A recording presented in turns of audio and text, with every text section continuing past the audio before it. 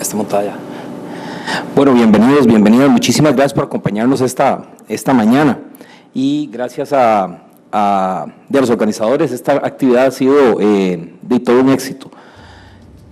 Yo represento a esta organización, Preserve Planet, representamos a Mesoamérica y en este momento pues el tema de bienestar animal está presente dentro de todas las campañas de la organización.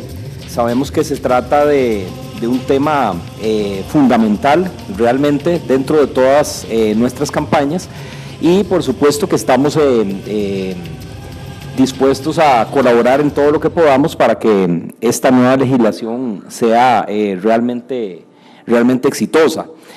Antes que nada, me gustaría empezar con una pequeña reflexión.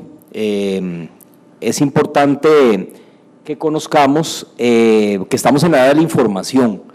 Hemos estado hablando mucho de protección de otras especies, etcétera, pero nosotros debemos estar conscientes de que el antropocentrismo, que es lo que ha colocado al ser humano como centro de todo el universo desde tiempos anteriores y a todo lo que está alrededor, con una idea de servicio o algo así, nos damos cuenta que es es un pensamiento erróneo. La vida es una sola y esto pues no lo hablo desde un punto de vista filosófico, sino desde un punto de vista científico.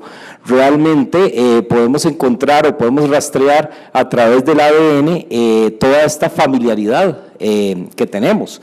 Y se trata de algo, si nos ponemos a pensar, algo muy bonito.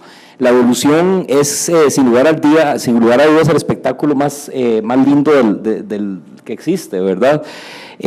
A través del ADN mitocondrial se ha logrado, por ejemplo, rastrear quién fue nuestra Eva, o mejor dicho, la Eva genética desde África, desde hace más de 200.000 años.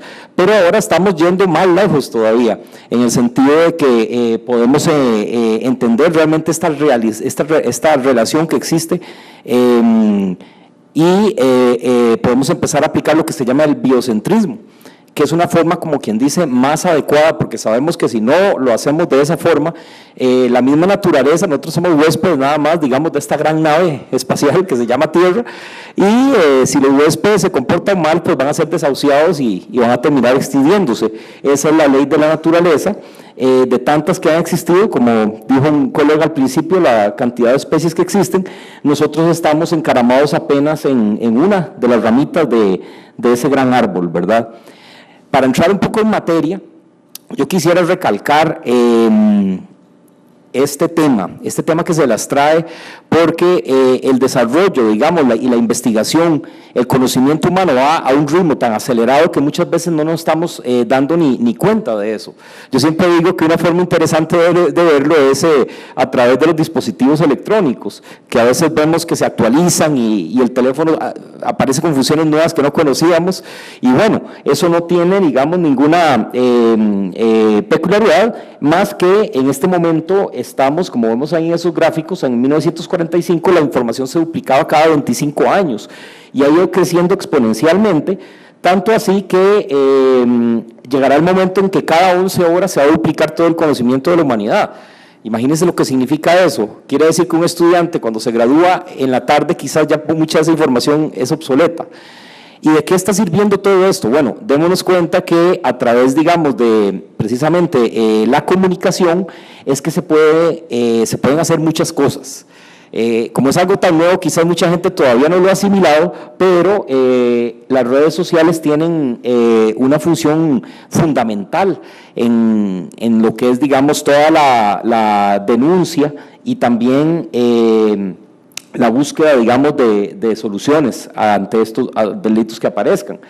Estas son quizás las dos redes más famosas. El caso de Facebook, que en este momento tiene 1.590 millones de seguidores, que es una buena cantidad, pensando que el planeta tiene 7.500 millones de habitantes, es un número bastante alto, ¿verdad? Y Twitter, que tiene 175 millones. Esa foto es interesante, ¿verdad? Porque lo vemos constantemente. A veces hay gente que hasta peligra, los ha atropellado el tren, etcétera, por ir viendo el dispositivo y se desconectan del mundo, ¿verdad? Entonces nos damos cuenta de estas realidades. Les voy a hablar brevemente de la primavera árabe, que fue un hito, digamos, político, social, que se dio en el Medio Oriente, que precisamente fue impulsado por las redes sociales. Es decir, aquí no estamos hablando de la denuncia de un caso específico, sino hablando de lo que es erradicar dictaduras que tienen a las personas o a los ciudadanos bajo niveles de depresión tremendos. Pues resulta que a través de Facebook históricamente se logró derrocar un régimen, en el caso de Egipto, y eso creó un incendio, digamos, por decirlo así, en otros lugares, en otros países en donde los derechos humanos todavía no se respetan, sobre todo en contra de las mujeres, y a través de las redes, pues la gente se tiró a las calles a protestar por estos dictadores, ¿verdad? Y entonces ahí nos damos cuenta políticamente, globalmente, desde una perspectiva global, qué tan importantes pueden ser estas redes, ¿verdad? En el caso de nuestro país, esos son los números. En este momento, la red Facebook está accesada por 2.600.000 personas, que es un número importante, ¿verdad? Se puede decir que es de casi la mitad o más de la mitad de los costarricenses, ¿verdad? El caso de Twitter tiene 400.000 usuarios. Aquí podemos ver otros datos, ¿verdad?, de cuáles son las ciudades que tienen más seguidores. También es por la población, ¿verdad? Cuántos son hombres, cuántos son mujeres, etcétera. Y con eso pues ya tenemos una perspectiva un poco más clara del poder de estas redes. Yo no voy a ahondar más en el tema porque, bueno, ya la doctora lo explicó bastante bien, pero sí quiero ahondar un poco en este asunto de las mentes criminales, porque no es jugando que existe un acto, digamos, de locura o de desorden mental, digamos, en personas que pueden hacer cosas como las que aparecen en esas horripilantes fotografías, y que posteriormente estas personas pueden realmente trasladar todo ese odio hacia la sociedad. Ustedes pueden ver, por ejemplo, ¿quién podría decir que este no tiene cara de psicópata? Es decir, a mí me sale a la medianoche, así, un callejón y bueno, y definitivamente, bueno, no es muy difícil que esa persona, en lugar de la cabeza de una danta, pues cargue en un futuro la cabeza de un ser humano. Porque los estudios que se han realizado, como bien lo dijo la doctora, sobre todo en Estados Unidos, en cárceles, etcétera, ha demostrado esa relación. Esto es algo preocupante, ya casi no damos abasto, digamos, con el aumento de la criminalidad en nuestro país. Uno ve las noticias así casi, hace un rato vi una noticia de que hubo otro asesinato múltiple en Santa Cruz o no sé dónde, en el lado de Guanacaste. O sea, son noticias de todos los días, y el incremento de la violencia realmente es algo pues bastante alarmante. Sí podemos encontrar alguna relación. O sea, realmente si la sociedad se está deteriorando, quizás desde la más tierna infancia, como dijo ahora Amy, es que estamos quizás actuando mal en el sentido de separar, digamos, a los animales, o bien ver la chiquillada, ay, que el chiquito le jaló el rabo al gato, o ay, chiquilladas, no, y no darse cuenta que ese comportamiento eventualmente puede ir incrementándose y deteriorar aún más, digamos, la parte social en nuestro país. La denuncia ciudadana. Como quien dice, bueno, ahora tenemos el poder en nuestras manos. Antes era muy difícil, o sea, en realidad quizás llamar la atención de un caso era un poco complicado, sobre todo si era una comunidad aislada, las personas se enteraban del acto, pero de ahí no salía, ¿verdad? A veces era muy difícil, digamos, que un medio de prensa llegara a X lugar a denunciar, pero ahora realmente la mayoría tenemos, digamos, en nuestras manos un poder, ¿verdad? Aquí vemos un poco de las estrategias efectivas para poder difundir o para poder hacer estas denuncias. Lamentablemente existen, digamos, muchas noticias falsas, ¿verdad? Pero ahora vamos a ver con detalle algunas de los puntos. Bueno, ahora las noticias las damos nosotros. En cierta forma debemos ser como periodistas responsables, por decirlo así. Igualmente no caer en el amarillismo y no caer en comportamientos, digamos, que ahora vamos a explicar posteriormente, de las personas que solamente buscan figurar. Este fue un caso histórico bastante clásico, tal vez de los primeros que empezó a denunciarse en redes sociales, fue en la comunidad de Pejivalle, en el lado de Cartago, provincia de Cartago, en donde par de sujetos descuartizaron un jaguar negro, pocos, estoy seguro aquí nunca nadie ha visto un jaguar negro, yo nunca he visto un jaguar negro en estado silvestre, es algo muy, muy difícil, y sin embargo, bueno, ellos por algún tipo de comportamiento psicológico desequilibrado, pues lo mataron y lo descuartizaron así simplemente, y lo peor de todo es que lo mostraron con mucho orgullo. O sea, realmente ahí son casos que hay que analizar, porque estos comportamientos no son muy típicos, es decir, todavía existe el protagonismo, es decir, un orgullo a la hora de poder mostrar ese tipo de cosas, ¿verdad? Probablemente ahora ya se están cuidando un poco más. Estos personajes son importantes de recordar. Y yo les digo que lamentablemente dentro de todo este mundo cibernético, ¿verdad?, existen personas que lo único que buscan es figurar, y algunas veces hasta emiten noticias falsas. ¿Por qué? Porque lo que les gusta es que otras personas se alteren. Esa es la psicología, la psicopatía de un troll, que se llama a estas personas que fabrican estas noticias falsas, y ellos son felices realmente, qué sé yo, que leyendo insultos o qué sé yo, ¿verdad? Entonces tenemos que ser muy perspicaces a la hora de difundir una noticia y que realmente no sea una noticia falsa. Igualmente, como estaban explicando los colegas anteriormente, eso complica mucho la investigación de un caso. O bien, tras que estamos hablando de que hay poco presupuesto para atender casos de maltrato animal, imagínense lo que es desplazar una unidad del OIJ o de la Fuerza Pública a un sitio y que era una noticia falsa, ¿verdad? Yo no sé en qué paró aquella noticia que salió en redes sobre unas peleas de gallos que se iban a hacer en la frontera, pero yo tenía la sospecha de que era una noticia falsa, no sé, por la manera en que estaba colocada el gráfico, no sé, pero lamentablemente hay que tener mucho cuidado con eso, y es algo que se puede denunciar también, o sea, lo que es una denuncia falsa, por ejemplo, en 911. Nosotros tenemos una página administrada desde varios países, y hemos tenido una línea, digamos, muy crítica en algunos temas, sobre todo a la hora de hacer las denuncias, ¿verdad? Porque sabemos que tiene bastante efectividad. Nosotros en promedio tenemos un acceso a más de 1.200.000, 1.500.000 personas en el ámbito sobre todo latinoamericano, y nos encontramos constantemente con este tipo de noticias que no son que muchas veces son falsas, ¿verdad? Esta es otra herramienta valiosísima que tenemos, bueno, desde cualquier cuenta, por ejemplo de Facebook o de Google, se puede transmitir en vivo. Imagínense ustedes qué mejor denuncia que lo que esté sucediendo en ese momento, obviamente, por transmitir en vivo y evitar, lo primero que tenemos que hacer es evitar que se dé el daño en el caso de un maltrato, pero cuando se puede transmitir en vivo es muy valioso, porque esas son pruebas que están quedando ahí y que pasó en el momento.